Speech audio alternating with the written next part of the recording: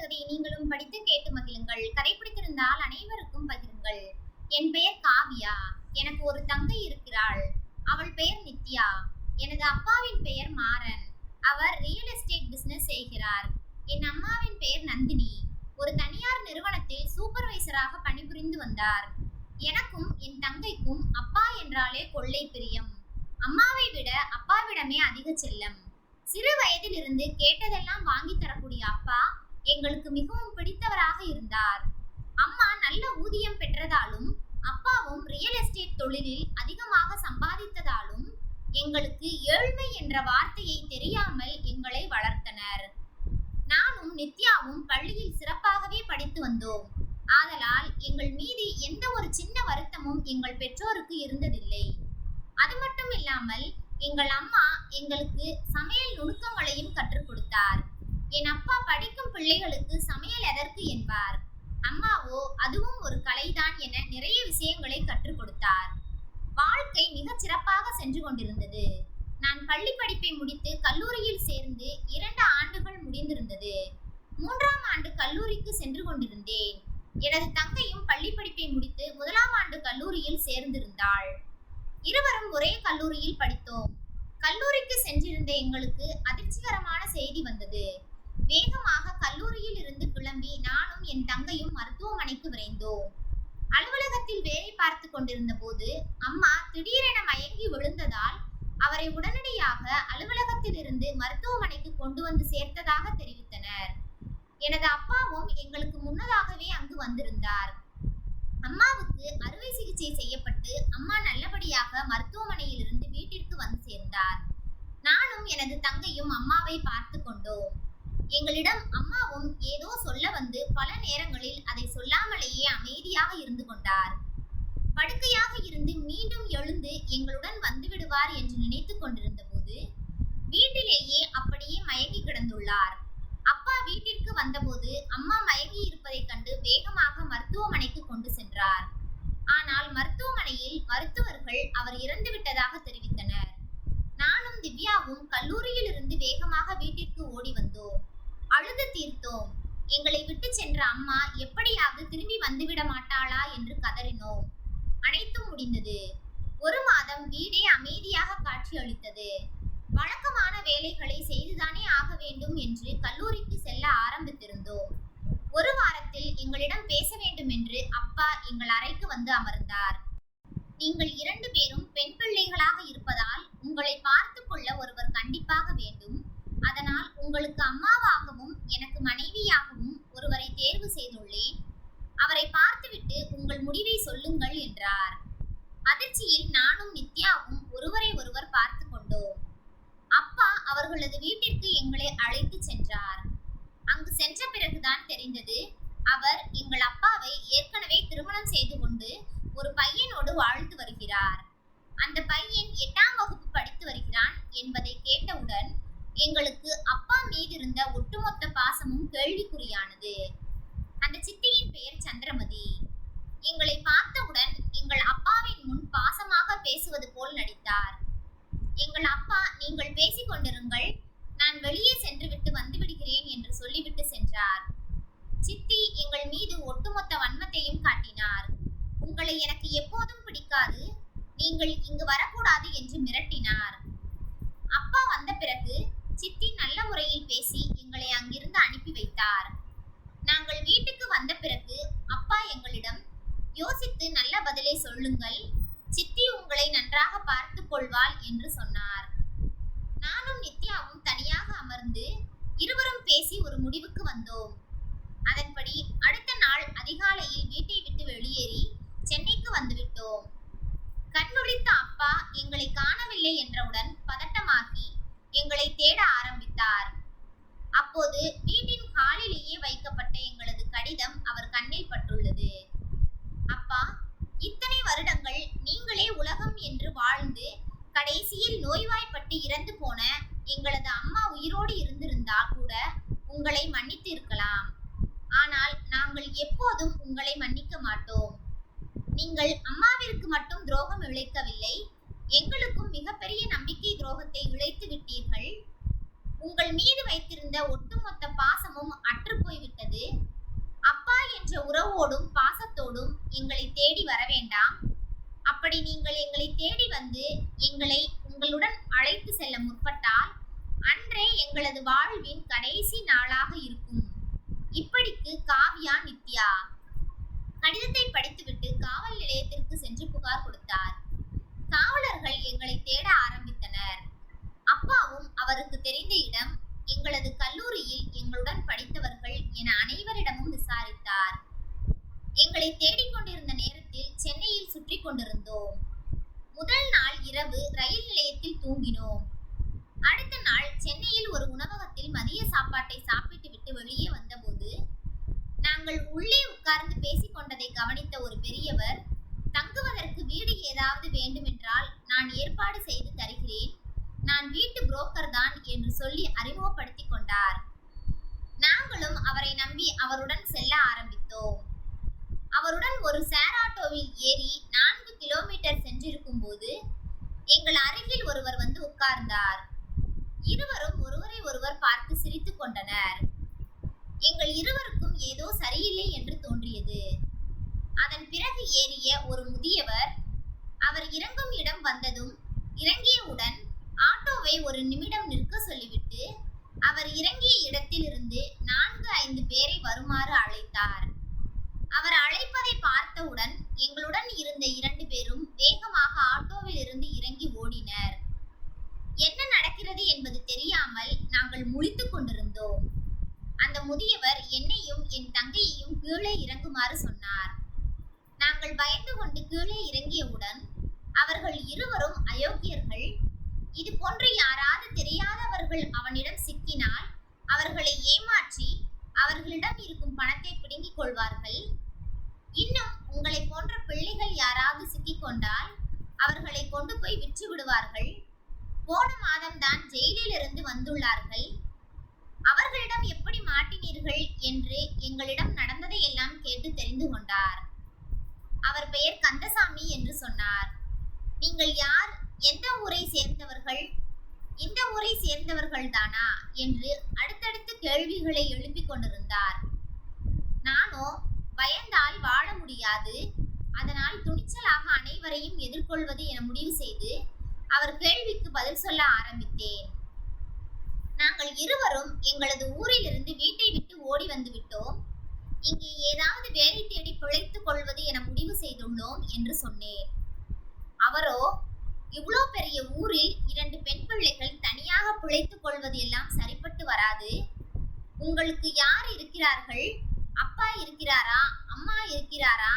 அவர்களை பற்றி சொல்லுங்கள், அவர்களிடம் உங்களை அனுப்பி வைத்து விடுகிறோம் என்றனர். ஆனால் அதை பற்றி நாங்கள் வாயை திறக்கவில்லை என்றவுடன், சரி, ஆதரவற்ற இல்லத்தில் உங்களை சேர்க்கிறோம் என்று கூறி எங்களை ஆதரவற்ற இல்லத்தில் சேர்த்துவிட்டு 1 வாரம் கழித்து வந்து பார்க்கிறேன் என்று சொல்லிவிட்டு கிளம்பினார். நாங்கள் வீட்டை விட்டு கிளம்பி வரும்போது எங்களது அம்மாவின் சேலைகள் மற்றும் எங்கள் அம்மா எங்களுக்காக சேர்த்து வைத்திருந்த சிறு தொகையுடன் தான் வந்திருந்தோம். ஆதரவற்றோர் இல்லத்தில் எங்களுக்காக ஒதுக்கப்பட்ட அறையில் அன்று இரவு எங்களது பெட்டியில் இருந்த பொருட்களை எடுத்து வைக்கும் போது எனது அம்மாவின் சேலையில் இருந்து ஒரு கடிதம் கீழே விழுந்தது. கடிதத்தை பார்த்த எனக்கும் நித்யாவிற்கும் அதிர்ச்சி. அது எங்களது அம்மா எழுதி இருந்த கடிதம். அன்புள்ள நித்யாவிற்கும் காவியாவிற்கும் உங்கள் அம்மாவின் அன்புள்ள வணக்கம். இந்த கடிதத்தை நீங்கள் படிக்கும்போது நான் உயிருடன் இருக்க மாட்டேன். உங்களது அப்பா செய்த துரோகத்தை நினைத்து நினைத்து சரியாக சாப்பிடாமல் இருந்ததாலேயே என் உடல் இத்தகைய நிலையை எட்டிவிட்டது.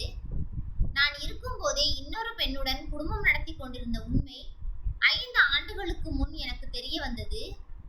உங்களது அப்பாவை தூக்கி எறிந்துவிட்டு தனியாக சென்று வாழ வேண்டும் என்று நினைத்தேன்.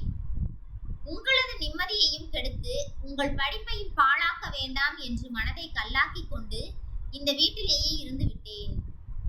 உங்கள் அப்பா இன்னொரு பெண்ணுடன் தொடர்பில் இருப்பது எனக்கு தெரியும் என்பது உங்கள் அப்பாவிற்கு தெரியாது. நீங்கள் நல்ல முறையில் படித்து சொந்த காலில் நிற்கும் அளவிற்கு உங்களுக்கென்று ஒரு வேலையையும் வாழ்க்கையையும் அமைத்துக் கொள்ள வேண்டும். இதுவே உங்களது அம்மாவின் ஆசை. இப்படிக்கு நந்தினி. 5 ஆண்டுகளாக அம்மா எவ்வளவு மன உளைச்சலில் இருந்திருப்பார். அப்பா செய்த துரோகத்தை மனதிற்குள்ளேயே புதைத்து கொண்டு எங்களுக்காக அவர் உயிரையே தியாகம் செய்துவிட்டு சென்று விட்டார். அவர் ஆசைப்படி நாங்கள் எங்களுக்காக ஒரு நல்ல வாழ்க்கையை அமைத்துக் கொள்ள வேண்டும். அப்போதுதான் எங்களது அம்மாவின் ஆன்மா சாந்தி அடையும் என்று நினைத்து கொண்டோம். ஆதரவற்றோர் இல்லத்தில் அவர்களுக்கு தெரிந்த ஒரு சில இடங்களுக்கு வேலைக்காக என்னை அனுப்பி வைத்தனர். ஆனால் குறைந்தபட்சம் டிகிரி எதிர்பார்ப்பவர்கள் பின்னர் சொல்கிறோம் என்று அனுப்பி வைத்து விட்டனர். ஒரு வாரம் அலைச்சலுக்கு பின் மிகுந்த மன உளைச்சலில் நான் என் அறையில் படுத்திருந்தேன். நான் வேலைக்கு சென்று எப்படியாவது என் தங்கையையாவது கல்லூரியில் சேர்த்து படிக்க வைத்து விடலாம் என்ற நம்பிக்கை இப்போது முற்றிலுமாக தகர்ந்தது. எங்களை பார்ப்பதற்காக கந்தசாமி ஐயா வந்திருந்தார். எங்களை நலம் விசாரித்துவிட்டு ஒரு நல்ல செய்தியுடன் வந்திருப்பதாக சொன்னார். அவர்கள் ஊரில் இருக்கும் ஒரு மிக பிரபலமான பழமையான உணவகத்தில் கேசியர் வேலை இருப்பதாக சொன்னார். அந்த ஹோட்டலின் முதலாளிக்கு குழந்தை இல்லை, அவரும் அவர் மனைவியும் மட்டுமே. எனவே அந்த ஹோட்டலில் உணவுகள் மிக குறைந்த விலையில் மக்கள் பயன்பெறக்கூடிய விதத்தில் ஹோட்டலை நடத்தி வருகிறார். ஆனால் அங்கே கேசியராக பணிபுரிந்தவன் பணத்தை அதிகமாக கையாடல் செய்ததால் அவனை வேலையை விட்டு நீக்கம் செய்துவிட்டு அவரே கேசியராக அமர்ந்திருக்கிறார். 60 வயதை தாண்டிவிட்டார். இந்த நிலையில் அவர் உடல் ஒத்துழைக்கவில்லை என்பதால் நல்லவர் ஒருவரை தேடிக்கொண்டிருக்கிறார். அவர் சின்ன வயதிலிருந்தே என்னுடைய சிநேகிதர். அந்த வேலை பார்க்க உனக்கு சம்மதமா என்று கேட்டார். உடனே சம்மதம் என்று சொன்னேன். சரி, நான் நாளை வந்து உன்னை அழைத்து செல்கிறேன் என்று சொல்லிவிட்டு சென்றார். அடுத்த நாள் அவர் சொன்னபடி அந்த ஹோட்டலுக்கு சென்று கேசியர் வேலையில் அமர்ந்தேன். அதன் பிறகு தங்கையை எப்படியாவது படிக்க வைத்து விட வேண்டும் என்று முடிவு செய்து நான் என் தங்கை படித்துக் கொண்டிருந்த கல்லூரியில் ஆன்லைனில் விண்ணப்பித்து டிசியை வாங்கினேன். 3 மாதம் கழிந்தது. முதலாளியின் வீட்டு மாடியில் இருக்கும் அறையிலேயே தங்கிக் கொள்ள சொன்னார்கள். நானும் நித்யாவும் ஆதரவற்றோர் இல்லத்திலிருந்து அங்கு வந்து தங்கிக் கொண்டோம். நாட்கள் வேகமாக ஓடியது. என் தங்கையை கல்லூரியில் சேர்த்து படிக்க வைக்க ஆரம்பித்தேன். என் வேலை பிடித்து போக தன் மகள் போல் பார்த்து கொள்ள ஆரம்பித்தனர் சதாசிவமும் அவரது மனைவியும். கடையின் வருமானத்தை பார்த்து அதிர்ந்து போனார் சதாசிவம். நான் கேசியராக அமர்ந்த போது கூட இவ்வளவு வருமானம் வரவில்லையே, இப்போது எப்படி இவ்வளவு வருமானம் வருகிறது என்று என்னிடம் கேட்டார். அவருக்கு என்ன பதில் சொல்வது என்று எனக்கு தெரியவில்லை. இதற்கு முன் என்ன வருமானம் வந்தது என்று எனக்கு தெரியாதே என்று கூறினேன். அப்படியா என்று சொல்லிவிட்டு உள்ளே சென்று சமையல்காரர்களிடம் பேசிக் கொண்டிருந்தார். அவர்களோ கேசியராக இருக்கும் அந்த பெண் உணவில் இருக்கும் சின்ன சின்ன குறைபாடுகளையும் அழகாக சுட்டிக்காட்டுகிறார். அதை சரி செய்ததால் தற்போது உணவு மிக அருமையாக இருக்கிறது. அதனால் முன்பு இருந்ததை விட தற்போது ஹோட்டலுக்கு சாப்பிட வருபவர்களும் பார்சல் வாங்கி கொண்டு செல்பவர்களும் அதிகமாக இருக்கிறார்கள் என்று சொன்னார்கள். உடனே என்னிடம் வந்து, நீ பட்டம் பெற்றிருந்தால் மிகப்பெரிய உயரத்திற்கு சென்றிருப்பாய். ஆனால் உன் வாழ்க்கை இப்படி ஆகிவிட்டது. என்ன காரணத்திற்காக நீ வீட்டை விட்டு ஓடி வந்தாய் என்பதை சொல்ல மறுக்கிறாய். இருந்தாலும் இந்த தொழிலை நீ மிகவும் நேசித்து செய்கிறாய். இந்த தொழில் உனக்கு மிகப்பெரிய வெற்றியை கொடுக்கும், மிகப்பெரிய லாபத்தை கொடுக்கும் என்று சொல்லிவிட்டு எனது ஊதியத்தையும் 2 மடங்காக உயர்த்தி கொடுத்தார். கல்லூரியில் இறுதியாண்டு படித்துக் கொண்டிருந்தாள் என் தங்கை. அன்று என் தங்கைக்கு வேண்டிய பொருட்களை வாங்குவதற்காக கடைக்கு சென்றுவிட்டு நானும் நித்யாவும் சாலையில் நடந்து வந்து கொண்டிருந்தோம். அப்போது எங்கள் பின்னால் இருந்து ஒரு கார் எங்களை நோக்கி வேகமாக மோத வந்தது. இது எதுவும் தெரியாமல் சாலையின் ஓரமாக நடந்து சென்று கொண்டிருந்த எங்களை முன்னால் வந்த ஒரு நாய் கடிக்க வர நாங்கள் வேகமாக சாலையிலிருந்து அருகில் இருந்த கடையின் படிக்கட்டுகளில் ஏறினோம். அப்போது பின்னால் எங்களை மோதுவதற்காக வந்த கார் நாயின் மீது மோதி தூக்கி வீசப்பட்டு வேகமாக சென்று விட்டது. வீட்டிற்கு வந்து நடந்த அனைத்தையும் சதாசிவம் ஐயாவிடமும் சொல்ல, இந்த ஊரின் இன்ஸ்பெக்டர் எனக்கு தெரிந்தவர்தான், அவரிடம் சொல்லி உங்களை கொலை செய்ய முயற்சி செய்தது யார் என்பதை விசாரித்து கண்டுபிடிக்க சொல்கிறேன் என்று சொல்லி எங்களை அழைத்து சென்று காவல் நிலையத்தில் புகார் கொடுக்க செய்தார். அதன் அடிப்படையில் அங்கிருந்த சிசிடிவி கேமராக்களை கொண்டு கார் பற்றிய விவரங்களை சேகரிக்க ஆரம்பித்தனர். நானும் நித்யாவும் நம் அப்பா தான் இதை செய்திருப்பார், நாம் வீட்டை விட்டு ஓடி வந்த கோபத்தில் நாம் இருக்கும் இடத்தை கண்டுபிடித்தவுடன் இது போன்ற கொடூர